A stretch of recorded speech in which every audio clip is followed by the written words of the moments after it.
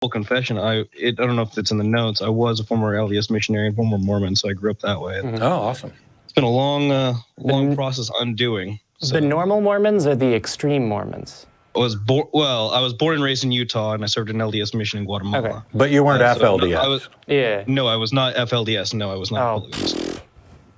So not that crazy, but close. You're just overly nice. Yeah, just regular Mormon. Sure. Although your picture for the Atheist Experience, where you're all kind of grouped up, that looks like a Mormon picture to me. It kind of. Yeah. I'll own that. Yeah. Mm-hmm. So what'd you have for us, Ethan? So we kind of talked about this previously before, but I actually wish to make a claim, and kind of I was thinking about this while we were waiting, and to make it short, I actually would like to make the claim that there actually is no God, and there actually is no.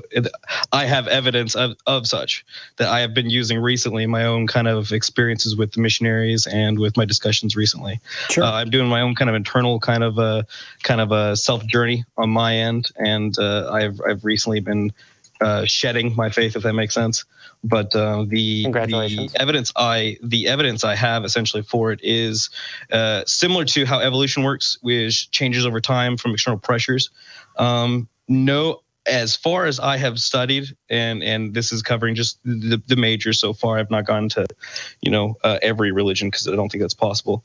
But I actually believe there is no God because of the evolution of churches, specifically with the LDS Church, and its changes from the 1970s from giving blacks the priesthood, and then previously before that, the removal of polygamy, and these other changes that, in fact, that churches that claim to have revelation is actually a way out so that they can evolve, and that these changes, including the ones in the Bible before, not only show that the changes are external pressures from their environment, either political, social, or whatever, that these changes actually evolve the church, and those evolutions do change the church, but those evolutions can be tracked and from the pressures. I agree with all of that, but how does it prove that there is no God? Yeah.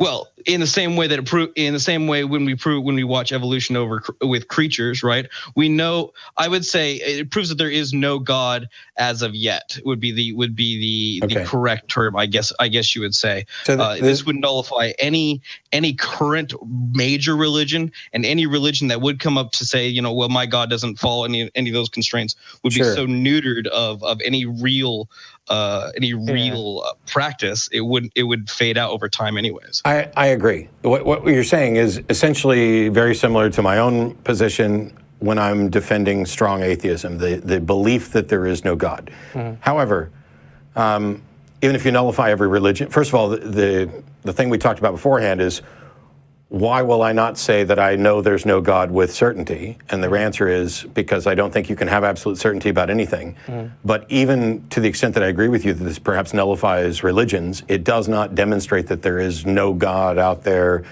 somewhere, some way, somehow. Yeah. But it does hold up to the idea that not only is there no good reason to believe there is, there may be good reasons to believe there isn't. I would caution you, though, about using evolution as an analogy because, first of all, science doesn't make proclamations about truth or certainty. It just creates a model that is the current best explanation of the facts, and all of the positions are probabilistic and tentative, which means they're subject to change and revision as we get new information. And the model of the theory of evolution by natural selection does not say there was no intervention by a supernatural being. It says there's no reason to think that, there's no reason to think there's room for that, but you can't prove it didn't happen. Well, that, and if you're talking about systems that evolve over time, basically it's anything that propagates and adapts. So political ideologies and, for example, ideas of democracy and nation state evolve and adapt over time as well. So I agree with, evolution as a metaphor is probably not the best idea. But to be clear, we're talking about like not quite omni God, like a Abrahamic God. You said any major religion, but Hinduism and Buddhism are also major religions. Just to clarify. I agree. But even in those cases, because I recently watched, I had to bear through your entire debate with Cy, I don't remember, Cy Pan or whatever his last name is. Doesn't matter. That was awful. But the issue I have with listening to that is giving that kind of statement saying there actually is no God would force the issue essentially for them to, because all we're asking is for evidence essentially, right? It's a mistake. Say again? It's a mistake to do that, because the burden of proof is on the people who are claiming there is a God. And if my position is, please make your case, you failed to make your case, please make your case, you failed to make your case.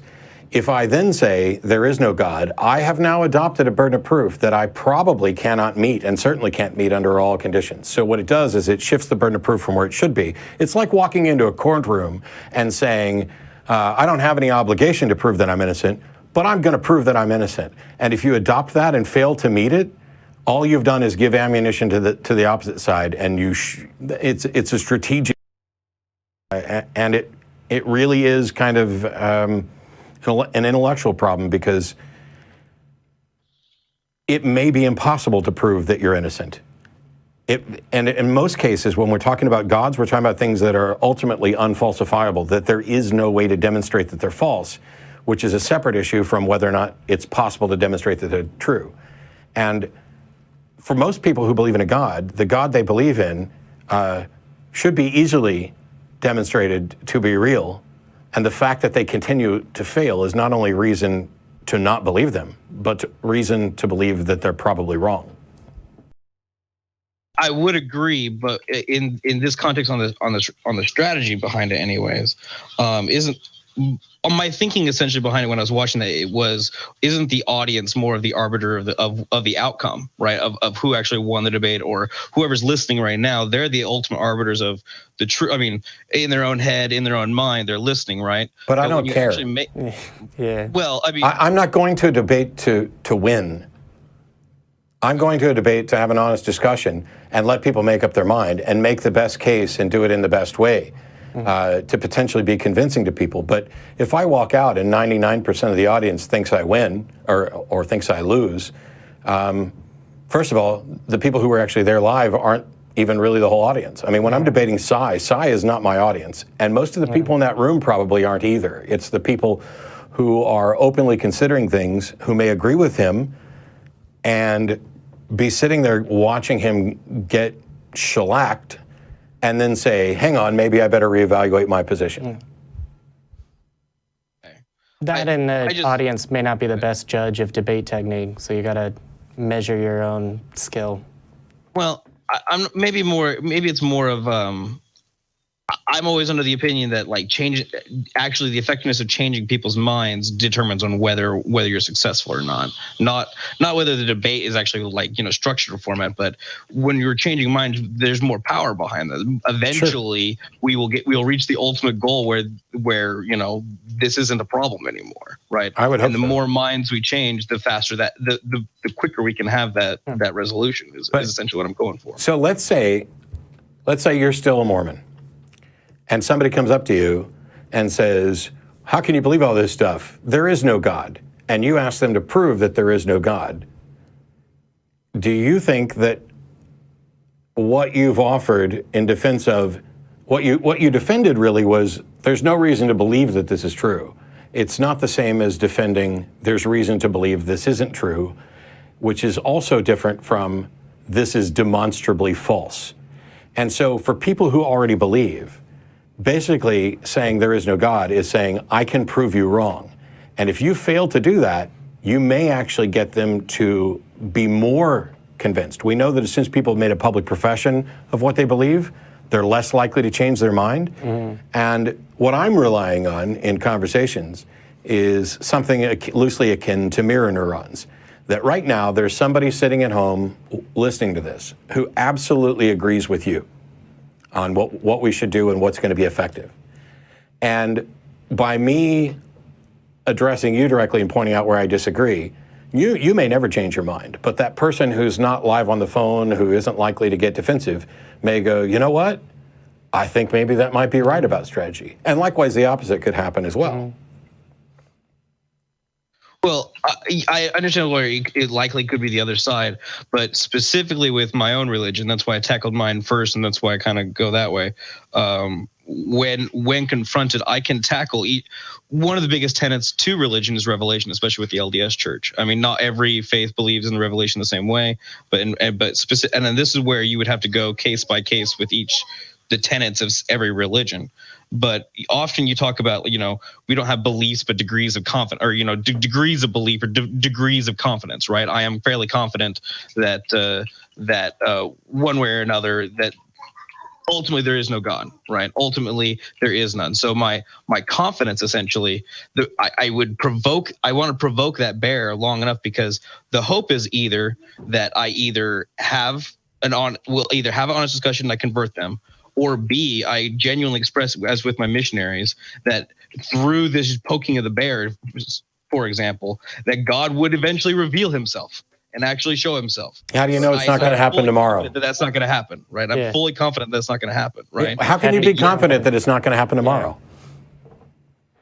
Well, because here's the thing: if it does happen, then then the world has changed. I agree, but if you're making the prediction that it's not going to happen, you can't know that.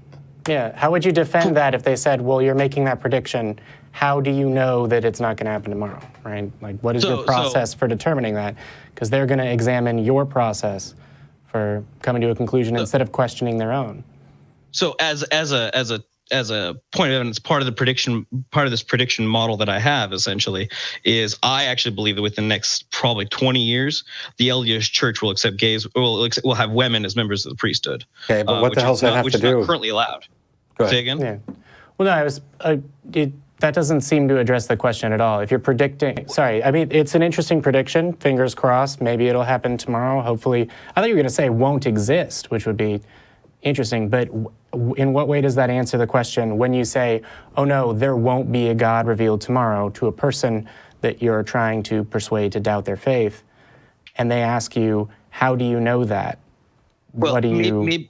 Maybe I can do this. Maybe part of taking away the magic, essentially, when you reveal the magic trick, right, to somebody else, there's a kind of a moment where you get disappointed, right, where you realize the secret behind it, and then you stop believing of magic and more that it's just sleight of hand or general illusion, right? Except none of that's true.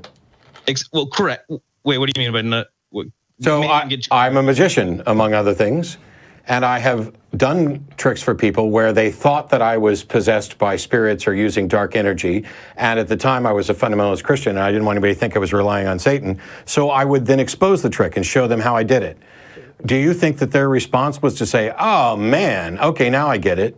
No, their response in many cases was to say, that's not what you did before. And the fact that I can show you how to do a trick, even if I'm being honest, still doesn't prove that there's not real magic, just because this specific example probably wasn't. Yeah. Particularly if they're accustomed to just coming up with ad hoc explanations and not connecting any of the questions that they ask. Yeah, I can fry your mind with this rubber band at the drop of a hat, and there are people who'll be like, oh my gosh, it was supernatural or whatever else. And then if I show them how it's done, does that mean that there is no magic? Or does it mean that in this instance, I've convinced them that this case wasn't magic? This is the foundations of skepticism that's part of the tour. Right. So my point is, we have to, there's two parts to it, essentially. There's an ultimate goal, and then there's the baby steps to reach it, right? And so the ultimate goal in my head is the ultimate, elimination of supernatural belief, right? Sure. Where the only beliefs we really have are the natural, right? And if God is one day discovered, let's presuppose that does happen. That would be included within that hope, right? If he really does exist. But I have a pretty certain confidence that he doesn't, and I get that confidence from the ability to probably replicate the revelation in this one example, right? And I understand this is when you say replicate the revelation. Sorry, just to jump across. When you say replicate the revelation, what is it that you mean? Because I can have things revealed to me right now, right. Zero accuracy. Right. So, for example, there are writings essentially of people who were predicting that the Lord would reveal to the LDS Church that polygamy would be disbanded. And then before blacks received the priesthood, there were some members within the church community discussing on how that the blacks would soon would receive the priesthood, and then it did, right? And these writings of individual peoples and experiences were articulating outside pressures, right? But then the church comes in and creates a false dichotomy saying, hey, the prophet revealed that blacks can actually receive the priesthood, and they create this elaborate scheme and this elaborate trick on why this has been a revelation, right? I don't know. So I don't know how that's a false dichotomy, because but here's the thing. I might have used the word incorrectly. I'm trying to be quick, and I apologize. No, you're fine. Here's the thing. Somebody makes a prediction, it doesn't come true. Does that prove that they can't make accurate predictions? Does it mean that there isn't someone feeding them information? Does it mean that there's not a supernatural? The concept of whether or not a proposition is falsifiable is key. Is there some way to demonstrate that this is simply false? And the popular religions and most of their ideas, they survived to this day because they were unfalsifiable. The ones that were falsifiable, that, hey, Zeus is the source of lightning bolts or whatever, and then we come up with this natural explanation. It could have been the case that somebody said, yes, but Zeus uses, electricity in the atmosphere to do it. You can go down that road. The question is, if the goal is to get rid of all this, is it better to try to defend a position that you may not be able to defend, or is it better to point out that they have no good reason to believe what they believe? In my experience, this is just recent, I have been going on more the offensive with my conversations. I have actually made that statement, and I have watched missionaries and stake presidents, and this is just within the LDS Church, right? Within my own, this is my own kind of social circle. I fully understand, but and I understand there are other circles that one day will need to be taken. I'm under no illusion this is, this will have to be a, case by case as we go from church to church to church, right? Dealing with these concepts. But I believe to the heart, with enough conversation, and when you make that statement and you keep drilling to each one of these through the doctrine of each one of these churches, you'll eventually get to the core that it's not true. Okay. For example, so saying that no. You may not be able to get to it's not true. It may be that all you can get to is there's no reason to think that it's true, which is different from there is reason to think that it's false.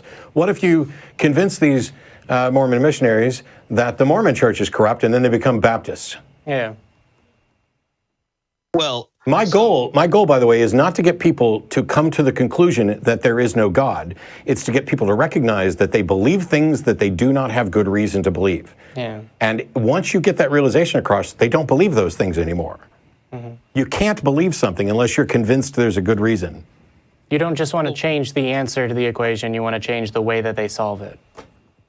Well, I understand that, and when I guess what I'm getting at is that when you make that statement, you put them in a brain state where they actually have to go over their own evidences. They start thinking about their own evidence. That's what I do with the missionaries just recently. They started thinking about, we sat down and they discussed to me each one of their own personal experiences, and we hammered down to the ideas like, where did that thought originally come from? How do you know? Did you receive the thought and it had a receipt with the receipt line of God, and they couldn't do it. They couldn't do it. Right? Everything you're describing, Ethan, is about getting them to recognize that they don't have good reason to believe it. Nothing you're describing is about getting them to realize that they have good reason to think there is no God. Yeah. I do see the difference, but I understand. It's just kind of like, isn't it just kind of the same side of the same coin, though? No. Because eventually you have to make, at some point you have to make the decision whether there is one or isn't. No, you don't. You don't ever. That's the point. Yeah. I can be not convinced that there's a God and not convinced that there isn't a God for my entire life. Nobody is forcing you to choose, but hey, this person's been accused of a crime. Do you think they're guilty? No. Do you think they're innocent? No. Do you ever have to make up your mind? No. Maybe I'm not explaining myself too correctly. I'm not talking about just any kind of abstract God, right? I'm not either. I'm talking about specifically, Yahweh, Allah. Okay. Go through the list. You don't have to make up your mind about those either. As long as your position is, I am not convinced, then you're not a believer and you're not accepting something without evidence. Mm-hmm. So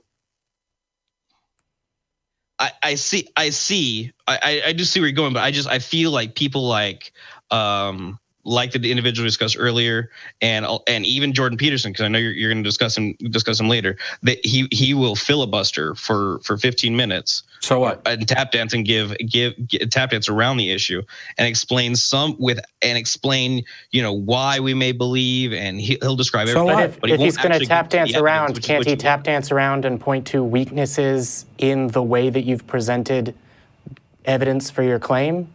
Wouldn't it be better if you made him play defense on a battlefield that very clearly he can't hold? Well, right, and that's what I'm saying is by making that accusation, he's on a battleground that they can't win. Right, they're on a battleground because no, Ethan. By making the claim that there is no God, you have put yourself on a battleground you can't win. I don't see where. Prove to me that you are not a thief. I mean, in certain cases, I'm being just honest. In certain cases, I am. Okay, right? Prove to me that you're not a mass murderer. Okay, I would give. Well, you're right. So I can't show every second. I see what you mean. Yeah. There are blank spots that no one can go through. I do get that, but being a mass murderer and claiming that there's an author to the universe when we have other explanations already available to us, right? No, it doesn't matter if we have others. It doesn't matter if we have no explanation. If we have no other explanations, that doesn't mean that there's any justification for believing in God. Yeah. It's the argument from ignorance. Just because if I don't have any other suspects doesn't mean that I'm justified in thinking you're more likely. Well, so let me back up maybe even a little bit further. So my ultimate avocation would be one that you made, right? Where anyone who's listening to not listen to what we're saying, to investigate on their own, my own, I will heavily promote science and literature to my own son, so he doesn't make the same mistakes that I made, right? And I definitely feel the inebriation from my previous faith, right? And so, Sundays, for my son growing up, are going to be, dedicated to schoolwork instead of going to church, right? And then he can do whatever he wants on Saturdays and what, you know what I mean? And I already see liberties for him in the future. My point is, when I don't make that accusation, I give them too much room to hold on to, if that makes sense. Tough. It seems to me, having done this for ages and been in this position, that you desperately, having found your way out, want other people to find their way out, and you think that making this accusation is the best way. And not only am I not in agreement, but I think that we've demonstrated, prove you're not a mass murderer. Yeah. Why on earth would you ever do that? If somebody accuses you of being a mass murderer, the only viable response is prove it, unless you can actually say, this murder was committed on this date and this time, and here's me on videotape speaking to 1,000 people, and we can show that it wasn't pre-recorded, that there's no manipulation. We can go through every possible ad hoc thing that they can come up with. This is why we don't require people to demonstrate their ignorance. It's why we have a presumption of ignorance until the guilt is demonstrated. And similarly, nothing exists until somebody demonstrates it does. And also, you can't conclude that something does not exist until there's been a demonstration. Yeah. You did catch me. I mean, that as astute as that was, yes. I mean, ultimately, what I want to be able to do is to bring something right to friends and family that are still members, right? I'm texting somebody who's in church right now, right? And I feel doubt. A difference, right? Yeah. Right. Don't try and bring them a different conclusion. Bring them doubt. Bring them doubt that comes from scientific skepticism is much better. Well, right, and I think through those conversations by saying, well, there actually is none, that's what I got to. Right? No. We discussed about the foundation. Here's the thing. Go ahead. Bringing someone doubt, getting them to question what they believe. If you do it using a flawed foundation, and they give up their belief, and then later on they come to a better understanding of critical thinking and skepticism and understand that what your foundation was that ultimately convinced them was flawed, you've done more harm than good, because they may just go back to that or on to something else. Yeah. If the foundation is good, which is, I'm not going to believe anything until there is sufficient argument and evidence to support it, now that's a foundation that you're not going to have to worry about. If I convince my former Southern Baptist friends that the Southern Baptist Church is corrupt and that what they believe they have no good reason for, but I extend this to say, it's just like people saying that they gave up their religion because they got mad with God. Being mad at God has nothing to do with whether or not there is a God. Right. Right. And when somebody points out that flaw, where do they go from there? We need to give people the tools to think skeptically and critically, and make sure we're not building them up on the foundation of sand that religion does. Because if they give up their religion because you convinced them on flawed reasoning that there is no God, and then they discover the flawed reasoning, now the conclusion's gone. Yeah. And you haven't given them the tools to figure out what they should or shouldn't believe, or that they don't have to make up their mind. Maybe one more phrasing then. Maybe this might, because I thought about this in a different way. When it comes to cases like Roswell, for example, like or like this alien sighting, or the the lights. A big one in Utah was that there were lights essentially flying over Utah. That there was these UFOs going over, and they were in a specific V pattern. Well, only a few years later was the B2. Was the B2 actually revealed and showcased and everything, and then everyone kind of just stopped and goes, "Oh, that's what we saw." Yeah, how do you know that's what they saw? Well. So my point is that people lost interest when they realized that's what it was, though. So while we cannot go back and we cannot verify that is specifically what it was. Yes, but the exactly. So here's the thing: you have to have truth. So yeah, there was a pattern, and then later there was a B2, and so you can have a kind of like, oh, maybe that was the case, but is there not room for reasonable doubt that that's the case? Is that evidence strong enough? Well, is that evidence strong enough to convict the B2 bomber of murder? I mean, yes, because in many of the shows, I disagree, sir, right? and allow me to play defense attorney. So. People see lights in Roswell, people see lights in the sky, people see satellites, several of them, and think that it's a UFO floating 100 feet above their house all the time. New kinds of planes are designed and tested all the time.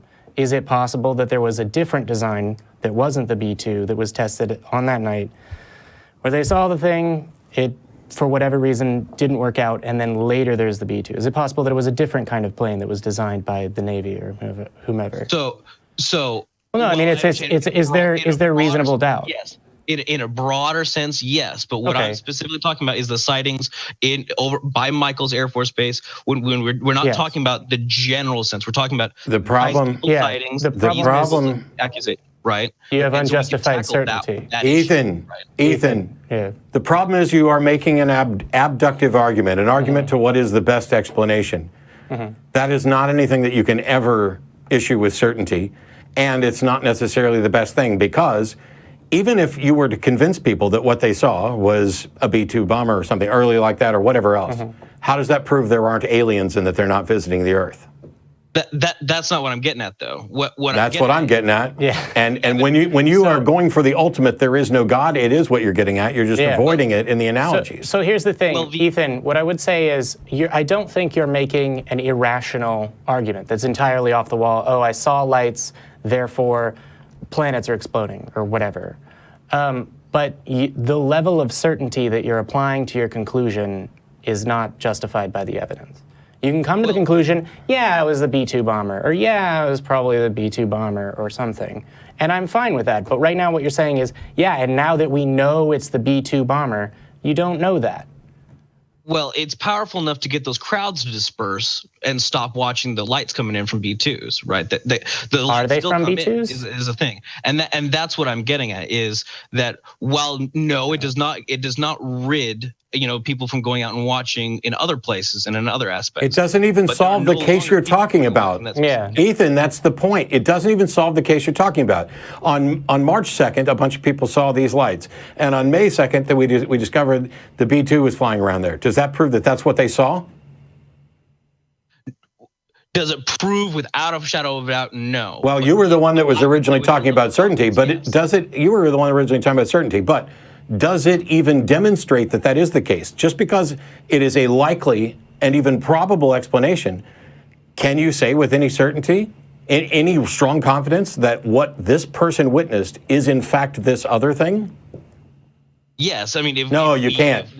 Well, if we looked at the lights, if they took a video camera and then we could compare that with a B2, right? There are so many different things you can make a strong case for it. Yeah, and yet there are still people who are making pilgrimages to Roswell, and still people who believe in alien abductions. And what has it solved? Because I'll tell you this: once some people get a hold of an idea, even if you can absolutely disprove portion X of it, that's not going to change their mind at all, which is why we're getting email from people who think the earth is flat.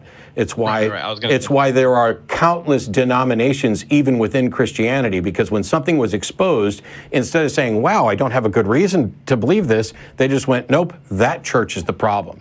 Yeah, they didn't change the operating procedure. They just changed the conclusion. You have to give them the tools to determine that they don't have good reason for an idea.